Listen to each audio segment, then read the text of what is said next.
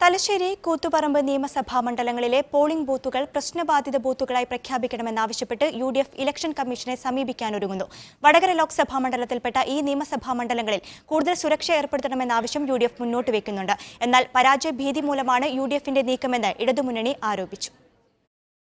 ഇഞ്ചോടിഞ്ച് പോരാട്ടമാണ് ഇക്കുറി വടകരയിൽ നടക്കുന്നത്. വടകരയിൽ ഇടതുമുന്നണി ഏറ്റവുമധികം ഭൂരിപക്ഷം പ്രതീക്ഷിക്കുന്ന നിയമസഭാ മണ്ഡലങ്ങളാണ് തലശ്ശേരിയും കൂത്തുപറമ്പും. UDFന് താരതമ്യേന സ്വാധീനം കുറവുള്ള ഈ മണ്ഡലങ്ങളിൽ തെരഞ്ഞെടുപ്പിന് കേന്ദ്രസേനയെ വിന്യസിക്കണമെന്നതാണ് UDFന്റെ ആവശ്യം.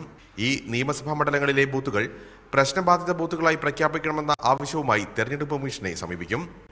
ബൂത്തുകളിൽ ക്യാമറകൾ സ്ഥാപിക്കണമെന്ന ആവശ്യവും മുന്നോട്ട് വെക്കുന്നുണ്ട്. ബൂത്തുകളിൽ പരിസരത്തും CPMന്റെ വ്യാപകമായ അക്രമമാണ്. അത് നിർബന്ധമായും തടയപ്പെടേണ്ടതാണ്.